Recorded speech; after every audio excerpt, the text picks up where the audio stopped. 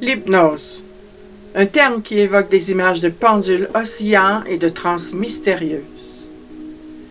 Mais saviez-vous que les racines de l'hypnose s'étendent bien plus loin dans l'histoire que ne le suggère la culture populaire contemporaine?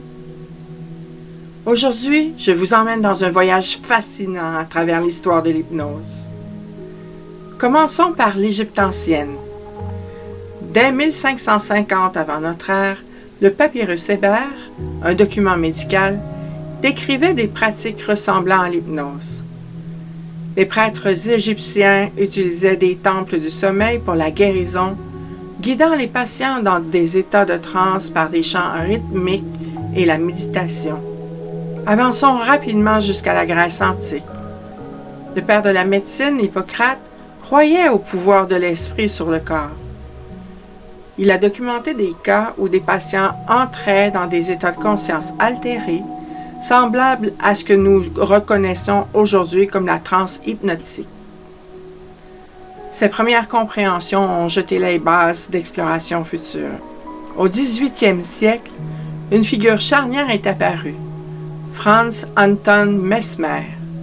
Ce médecin autrichien a proposé la théorie du magnétisme animal. Il croyait qu'un fluide invisible dans le corps pouvait être manipulé pour soigner les maladies.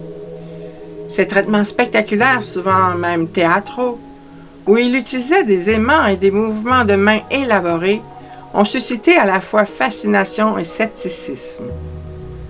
Malgré la controverse, le travail de Mesmer a indéniablement attiré l'attention du public sur l'hypnose. Le terme hypnose lui-même a été inventé au 19e siècle par James Braid, un chirurgien écossais. Braid a observé que la fixation des yeux pouvait induire un état de transe et a commencé à explorer ses applications médicales.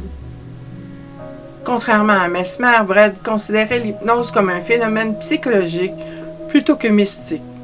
Ses recherches ont marqué un tournant important vers l'investigation scientifique.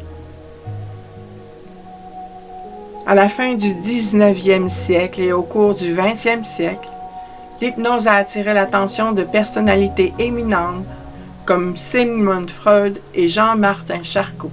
Charcot, un neurologue français, a utilisé l'hypnose pour étudier l'hystérie et d'autres troubles psychologiques. Freud a initialement intégré l'hypnose dans sa pratique avant de développer la psychanalyse.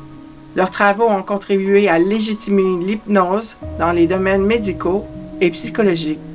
Pendant la Première et la Seconde Guerre mondiale, l'hypnose a trouvé une application pratique dans le traitement des soldats souffrant de ce que nous appelons aujourd'hui le symptôme post-traumatique.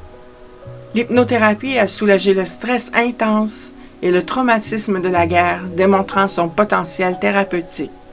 Aujourd'hui, l'hypnose contemporaine est de plus en plus utilisée dans de nouvelles applications telles que la gestion de la douleur, la réduction du stress et l'amélioration de la performance mentale.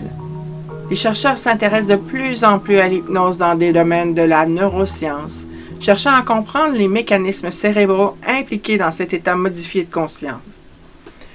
De la gestion de la douleur à la thérapie comportementale, ces applications sont diverses et en constante évolution. Les neurosciences modernes ont même commencé à percer les mécanismes neuronaux derrière les états hypnotiques, offrant des aperçus plus profonds de son efficacité. L'hypnose a voyagé des rituels anciens à la science contemporaine, évoluant à travers des siècles d'exploration et de scepticisme. Sa riche histoire témoigne de la curiosité persistante concernant le lien entre l'esprit et le corps. Alors que nous nous tournons vers l'avenir, l'hypnose promet de rester un domaine d'études et de pratiques fascinant. Je suis Lucie Goyette, hypnothérapeute, et je vous remercie de m'avoir accompagnée dans cette exploration historique.